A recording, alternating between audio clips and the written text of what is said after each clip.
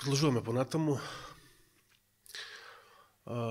Само една мала напомена, кога Господ им вели на израелците: направете ми светилиште или изградете ми, тој самиот него гради, туку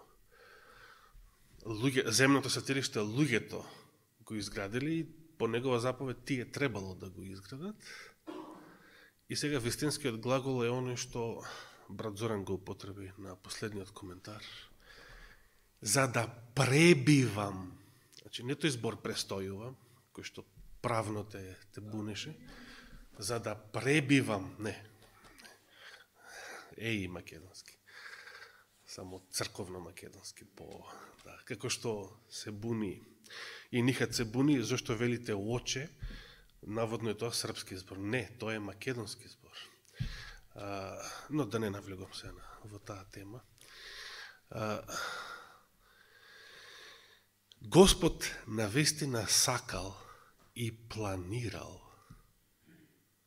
за секогаш да живее на земјата во Ерусалим. Се разбра кој народот бил верен. За секогаш. И се подсетувам, кога за време на пулката се подсетив, па сакам да го споделам тоа со вас.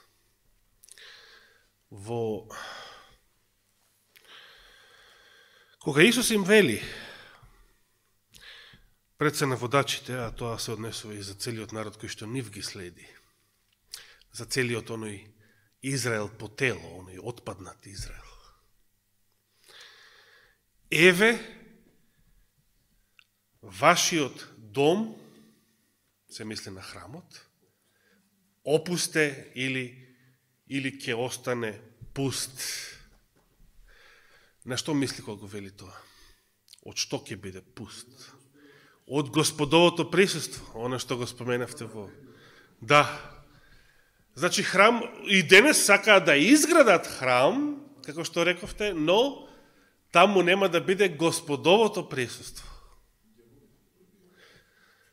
Токму тоа е одговорот на прашањето зошто сакаат ѓаволите, затоа и го ја создале државата Израел, затоа и управуваат со таа држава. Многу ми е мило што короната ја симна и оваа голема маска, покрај разни други што ги симна.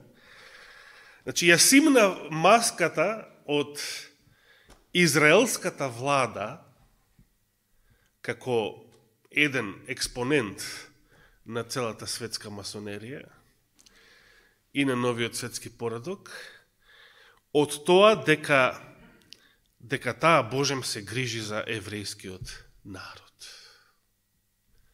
Тоа е вистина за секоја влада. Ниту една влада не се грижи за својот народ. Како што гласеше една многу мудра порака на Фейсбук пред неколку години, постојат две групи на луѓе. Мислам дека еднаш сум ја кажал, дека кажам и сега. Постојат две групи на луѓе. Едни кои мислат дека владата се грижи за потребите на сите своји граѓани. Тоа е првата група. А втората група се оние кои мислат. Точка.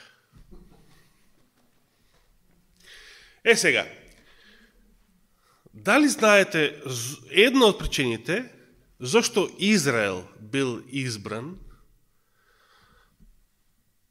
за прва држава во светот, врз чие што население ќе се спроведува овој експеримент со лажниве вакцини.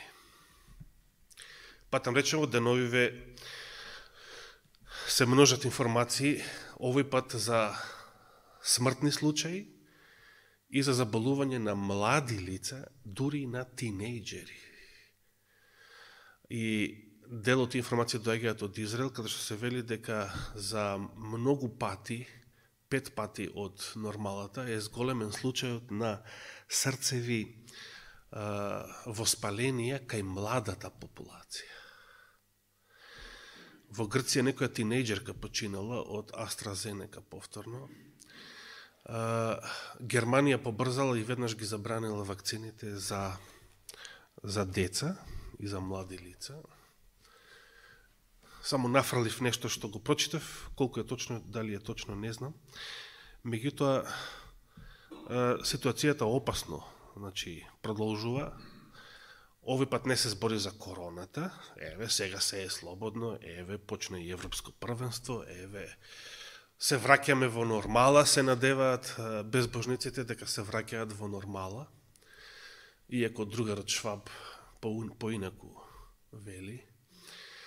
Но, лето е, нормално е, нема да има ескалација кобајаги на вирусот, но, исто така една друга информација беше од Америка овој пат, и тоа повторно признание од Центарот за контрола на болести тамошен, дека 10 пати од сите што одново заболуваат од коронавирусот, наводно, за 10 пати поголем е бројот на вакцинираните, кои што се од новите случаи, отколку остатокот од популацијата. Зошто Израел беше избран за експеримент и зошто израелската влада го продаде својот народ на овој сатански експеримент? Една од причините е затоа што во израелското општество, така прочитав и малку се изненадив, најмногу била застапена дигитализацијата во трговските и паричните односи во општеството. Наводно. Но тоа не знам и дали е точно. Штом го тврдате е точно, меѓутоа не е толку битно. Знаете ли која е втората, за мене првата и најбитна причина зошто Израел беше избран за овој експеримент? Затоа што од сите народи во светот до лани, до почетокот на ова, до кога почнаа вакцини, лажниве вакцини. Од сите народи во светот, израелскиот народ имале најголема доверба во својата влада, во своите власти. Тоа е еден децениски, можеме да разбереме зошто. Од основањето, Израел постојано се наоѓа во конфликт, во војна со своите арапски соседи.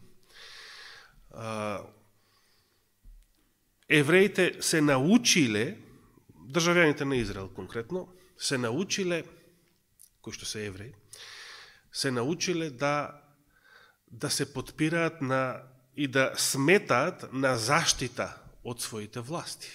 Својата војска, својата полиција, владата и така натаму. И сега тој однос, замислете, тој однос е граден со децении. И нешто што е засновано на децениска верност. Замислете да имате доверба во некого со децении, не со години, со децении сте изградиле однос на доверба кон некого. Да, и да ве изневери. Израелскиот народ беше во тој поглед најранлив од сите, дури и од македонскиот народ.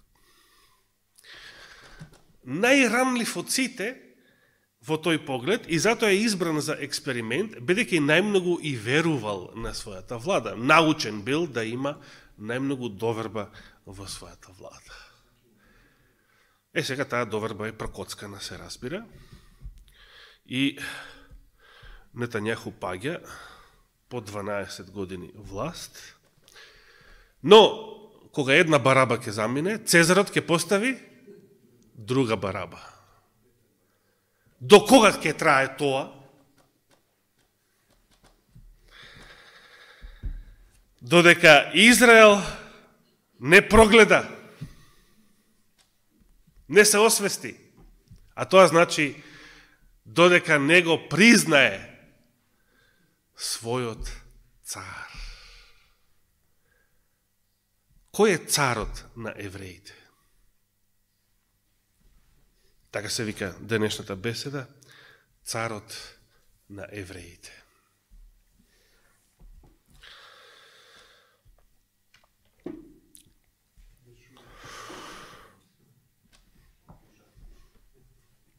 Токму така. Многу пријатно се изненадив уште во ноември минатата година, кога лидерот на левица Димитар Апасиев изјавил дека имал напишено некој труд, дисертација, не се сеќавам конкретно што беше, во врска со Христовото судење. И инаку повод за тоа беше, нели он имаше напишано нешто уште порано,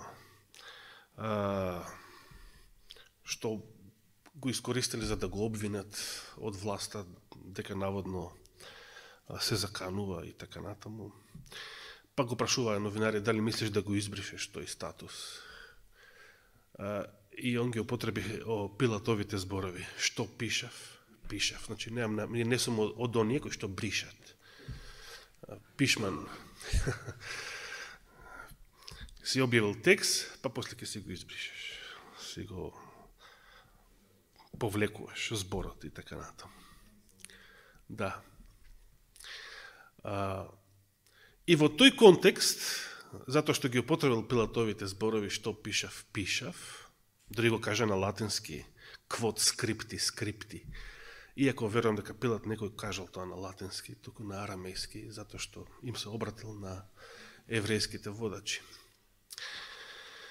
Тој го кажа тоа дека дека тоа му е познато, затоа што на времето пишувал некоја дисертација, некој труд во врска со Христовото судење. И тоа многу пријатно ме изненади.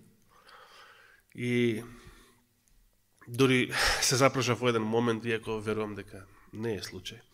Дали случајно ја гледал мојата беседа за римско и еврејско право од пред 7 години. Да, бидејќи он го кажат дека таа дисертација е пишувал за предметот римско право. Таа проповед еврејско и римско право ја репризиравме на ланскиот Великден во интернет богослужението на големата сабота. Или тогаш беше 18 април лани. Би сакал да отвориме во Евангелие по Јован, 19 глава, бидејќи само Јован во детали го опишува овој случај. Јован, 19 глава, нема да ја читаме цела глава.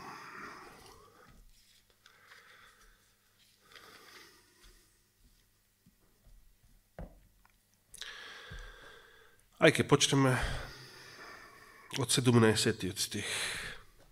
Јован 19 глава, почнуваме од 17 стих.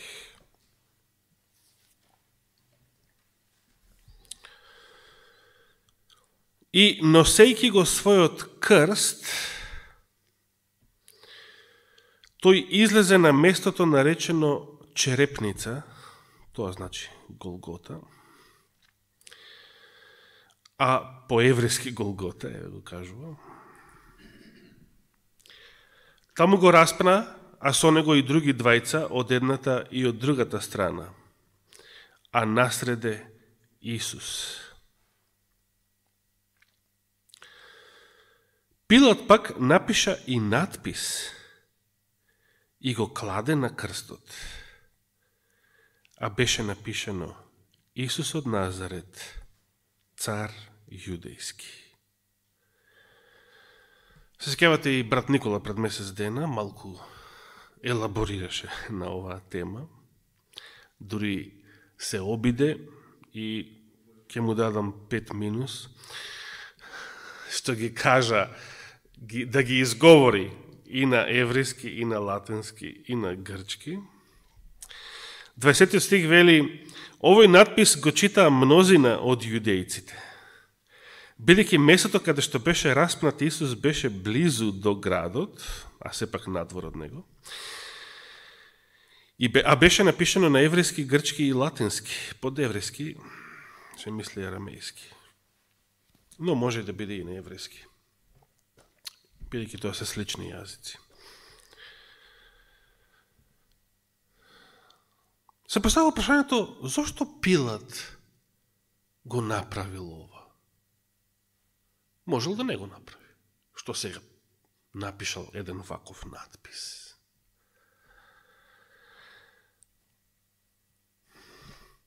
Знаете, интересно е што пред тоа, кога Христос уште беше во неговата судница, кога евреите гласаа за Варава, кога за Христа велеа, што да правам со него, вели Пилат ги прашува, распни го. И во една прилика Пилат ги прашува, зарем вашиот цар да го распна?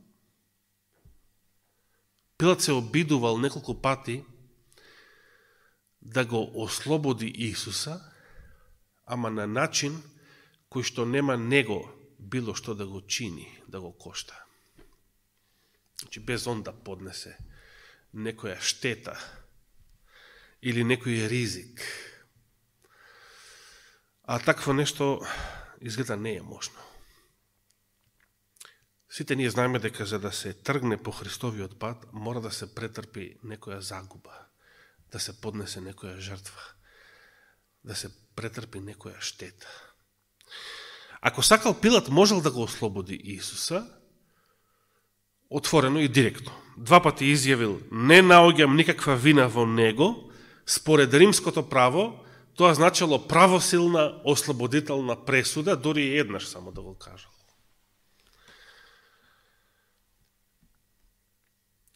Меѓутоа, Пилат немал храброст да го спроведе тоа, да ја спроведе таа ослободителна пресуда. Се плашел дека тоа ќе го чини многу. Ако застане во одбрана на Исуса, тоа ќе го чини многу. А што во неговиот случај ќе го чини?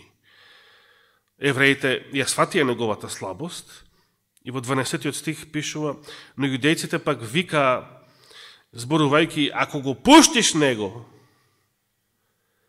не си му пријател на Цезарот, секој што се прави цар, противник му е на Цезарот. Од тогаш до ден денес евреите му служат на Цезарот, а не на царот на евреите. На својот цар. И затоа се вели, понатаму ако читаме 13 стих, штом го чу овој збор, Пилат го изведе Исус надвор и седна на судскиот стол на местото што се вика по грчки лithostroton, на еврејски гавата, односно плочник или, како велиме ние, калдрма на турски. Тогаш беше петок пред Пасха, околу 6 час, значи пладне, и им рече Пилат на јудејците, еве го вашиот цар. Зошто го кажува сега Пилат ова? Што се обидува да направи? Во Копричот на вековите Елена Вајд вели една фантастична реченица. Пилат копнеел да го ослободи Исуса. Замислете. Не сакал, Пилат копнеел да го ослободи Исуса. Зошто не го ослободил? Значи, се плашал. Не сакал да ја поднесе цената, жртвата, да се застане на Христова страна. Неговата жртва била ќе те кажеме на Цезарот, тој најверојатно ќе те симне од власт, нема повеќе да бидеш гувернер, ниту овдека, во Јудеја, ниту било каде во Римската империја. А тоа може би и нема да биде најстрашното, ќе бидеш самиот обвинет за предавство, штом ослободуваш бунтовник или некој друг што себе си се нарекува цар, и со тоа покажуваш дека не си пријател и не си лојален на Цезарот, на римскиот цар. Пилат од тоа се плаша. И тој, од моментот кога дал Исуса да го камшикуваат, и тоа го направил со цел да предизвика сочувство, да предизвика жал кај евреите, да си речат доволно е ова, да нема некоја пострашна казна, и самите евреи да се согласат Исус да биде ослободен. Но кога видел дека овие немаат никаква ронка сочувство, значи сега на крај Пилат ги вложува последните напори да ги убеди евреите или да измами некако од нив празна надеж, тие да се согласат со Христовото ослободување. Христос да биде ослободен, ама на начин што него, Пилата, нема да го чини ништо. Да не плати никаква цена заради тоа. Да не поднесе никаква жртва или да не претрпи никаква штета.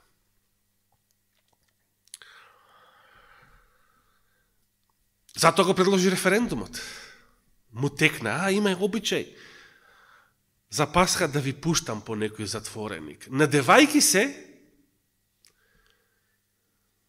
како мнозина во денешната политика, се надеваат на народот, која глупост. Надевајки се дека народот, кога народот ќе гласа, народот сигурно ќе преовладеат оние што го симпатизираат Исуса, и Исус има големи шанси да биде ослободен.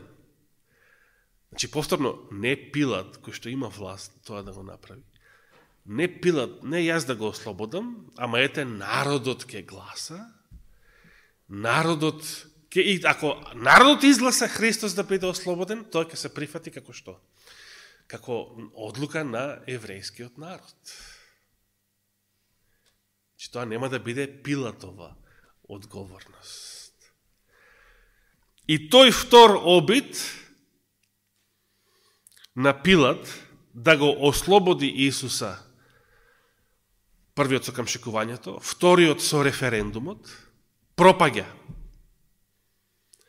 Да го ослободи, ама без тој да ја понесе одговорноста за тоа. И овој пропаѓа и сега очајно излегува со последниот обид, откако Исус е искамшикуван, изнаранет, крвави течат по неговото тело, отворени рани по неговото тело, го изведува Исуса пред народот и вели: еве го вашиот цар. Последен обид да изнуди некаква симпатија за Христа во срцата на народот. 15 стих вели: но тие вика: земи, распни го. Пилат им рече уште еден обид: царот ваш ли да го распнам?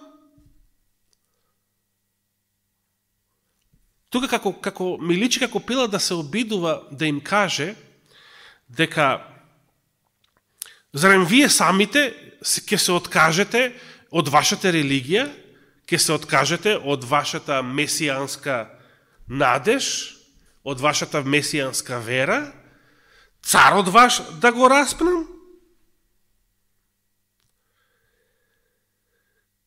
Првосвещениците одговорија: ние немаме цар освен Цезарот. Значи, кога Пилат ги донел до оваа последна точка, на која што требале да завземат отворен став, не само за или против Исуса, туку за или против нивниот Бог. Тие со цел да го распнат Исуса, толку била голема омразата и пакоста нивна кон него, тие по цена на откажување од својата религија, од својата вера. Се откажуваат од Јахве, се откажуваат од нивниот цар, велејки ние немаме цар освен Цезарот. Затоа беше пекол во Израел оваа пролет. Затоа што откажувајќи се од својот цар, не им преостана друго, освен да се надеваат за својата екзистенција, за својот опстанок, да се надеваат на Цезарот и на неговите бараби.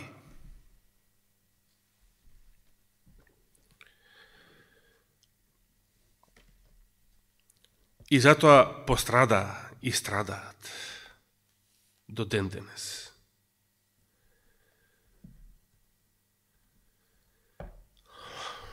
Понатаму, сега се враќаме на надписот, застанавме кај 20 стих.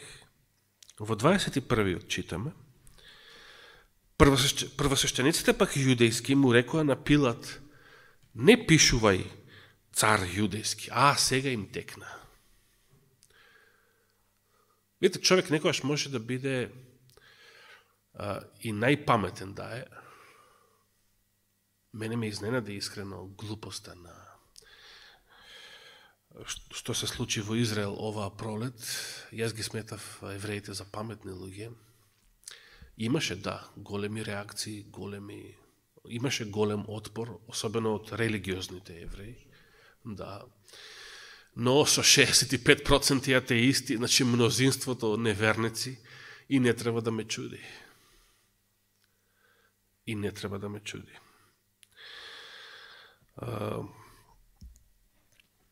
Понекогаш човек во својот бес, омраза, грев, лудост, бидејќи гревот е секогаш поврзан со лудост, а не со разум, може и да заборави на една битна, најбитна, клучна работа. И тука еврејските водачи се сецнаа кога Пилат им го стави тој надпис. Значи, тој им вели пред тоа: царот ваш да го распнам? Еве го вашиот цар, распни го, царот ваш да го распнам?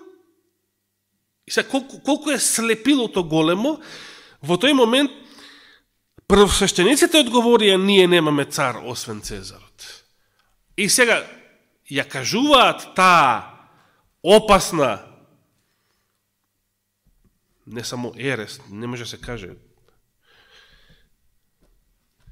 тој опасен криминал, тој опасен чин, тоа опасно богохулие, безбожниство, го кажуваат првосвещениците, значи владиците на еврејскиот народ, низ своја уста. И потоа кога Пилат го пишува и го става надписот, тогаш им текнува што направиле. Тогаш им текнува дека тие извршиле велепредавство против својот Бог. Против ЈХВХ. И како оној глупиот бугарин што касно пали, под наводници, тоа е изјава на еден поранешен бугарски министер. Еврејските водачи сега касно палат, се обидуваат да ја поправат штетата, но таа е веќе непоправлива, бидејќи е запишена во небесните книги. тоа нивно откажување од израелскиот Бог, од светецот Израелов. Не пишува и му велат на Пилат цар јудејски, туку напиши дека тој рече јас сум цар јудејски. И тука Пилат одговара, што напишав? Напишав. Со други зборови, и вие што направивте, веќе направивте.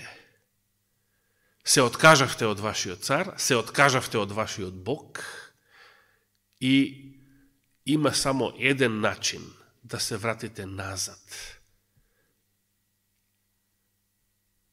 Во таа позиција во која што бевте пред да се откажете.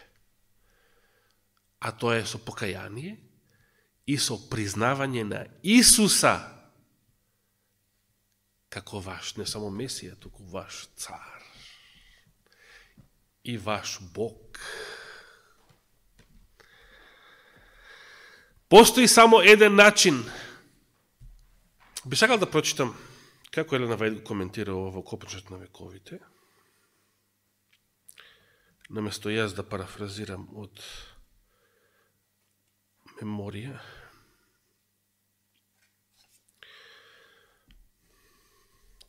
На 579-та страница од овој превод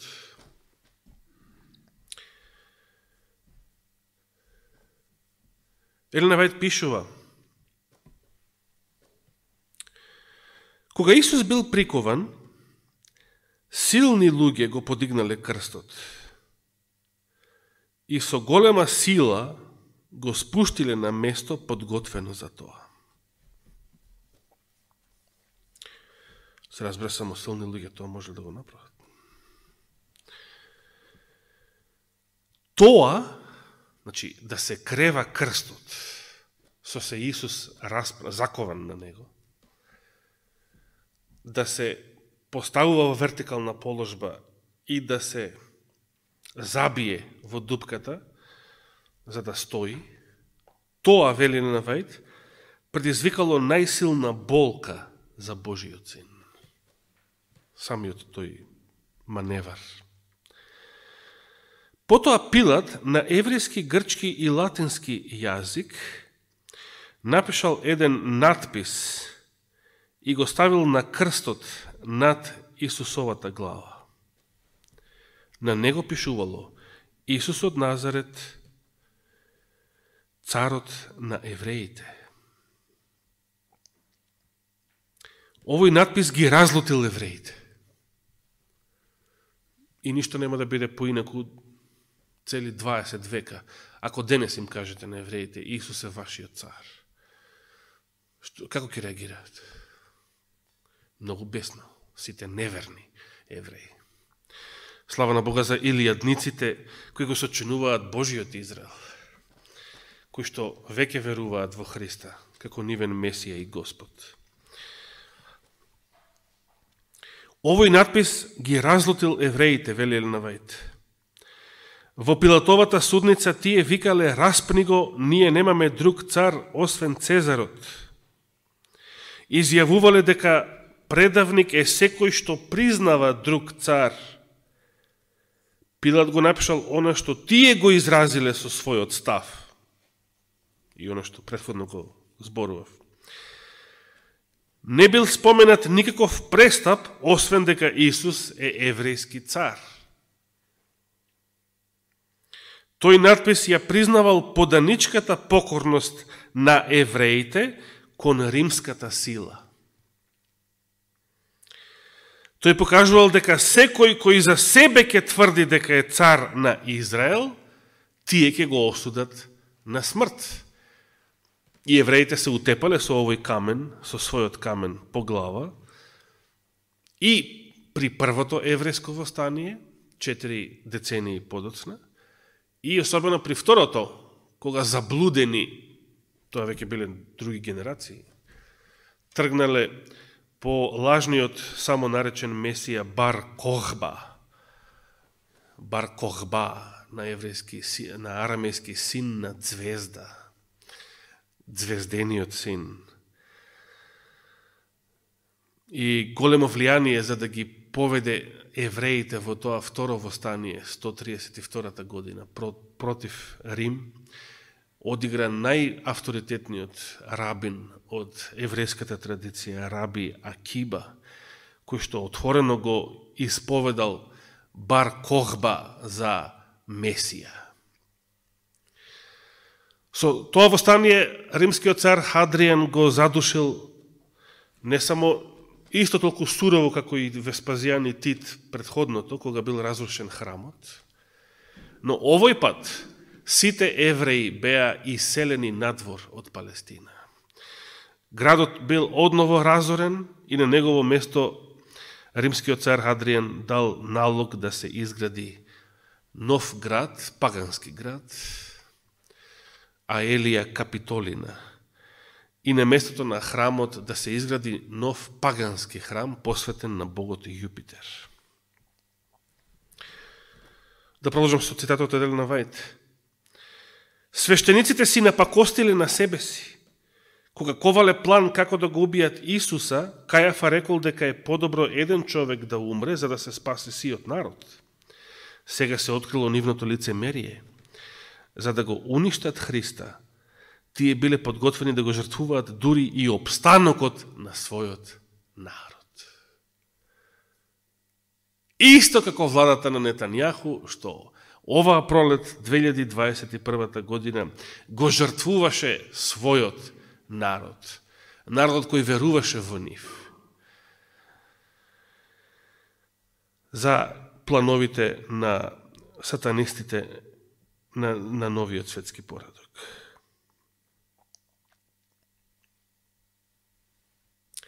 Сваќајќи што направиле, свештениците побарале од Пилат да го измени надписот. Рекле, не пишувај цар јудејски, туку дека тој сам рече, јас сум цар јудејски. Меѓутоа Пилат, лут на самиот себе поради својата поранешна слабост и чувствувајќи одвратност кон љубоморните и лукавите свештеници и поглавари, студено одговорил, што напишав, напишав. Со други зборови, ако го ослободев Исуса, може би ќе платев со глава. Ке имавте сила да ме накодошите кај Цезарот. Но за ова нека му благодарат што не наредил да бидат камшикувани. За оваа дрскост што побарале да го измени надписот. Или што не им залепил тој некоја шлаканица. Студено им одговорил, што напишав, напишав. И најубавиот пасус на Елена Вајт во врска со оваа тема. Една повозвишена сила од Пилат и од злите евреи одредила овој надпис да стои над Исусовата глава. Божјото провидение сакало овој надпис да стои над Христовата глава. Дека Исус е царот на евреите.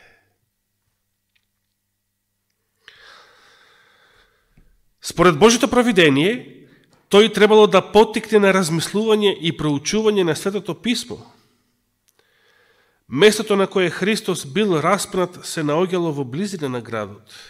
Тогаш во Ерусалим престојувале илјадници луѓе од разни земји, па така надписот со кој Исус од Назарет бил прогласен за Месија, ке го привлече нивното внимание. Тоа била жива вистина, напишана од раката која ја водел Бог. Прекрасни зборови. И ова е вистина до ден денес. 20 векови не ја менуваат и не можат да ја изменат оваа вистина. Дека Исус е царот на евреите. За да го отфрлиш Исуса, ако си евреин, за да го отфрлиш Исуса, треба да се порекнеш и сами од себе си. Да се откажеш од својата националност, бидејќи Исус е царот на евреите. Единствен пат за да се поправи штетата што израелскиот народ колективно ја направил, тие се разбира не го кажаа само тоа, кажа и нешто пострашно. Дека Пилат, откако ги измил своите раце, но не и совеста,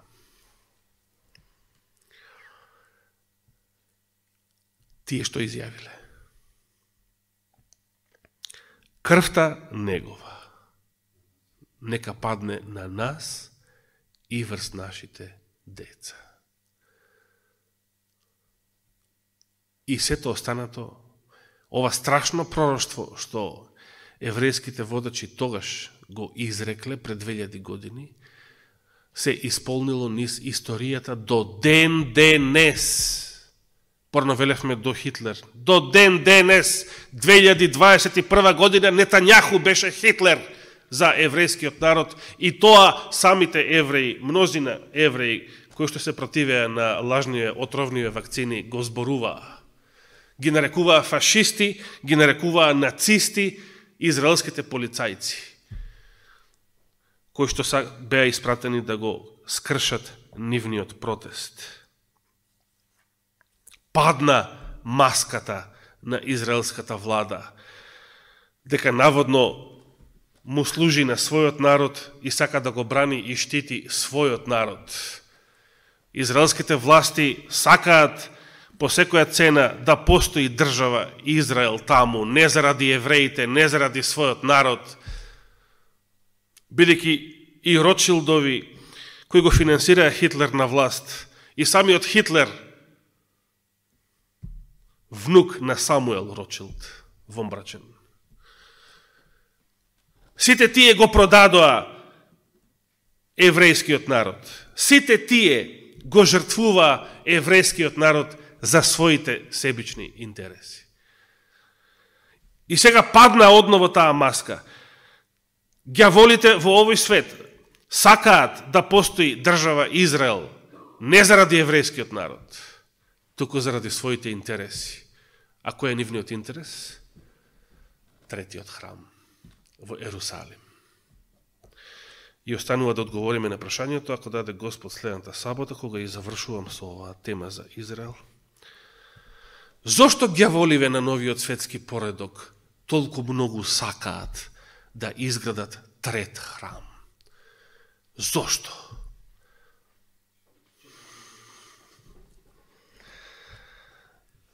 Нека даде Господ живот и здравие.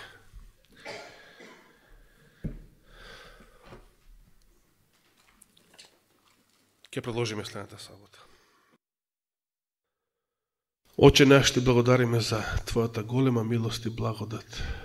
Ти благодариме и за денешниот саботен ден. Ти благодариме за мирот и слободата кои ги уживаме. Ти благодариме за животот и здравието, што Твојот возлюбен син пострада за нас, уште додека бевме грешници, а не негови пријатели.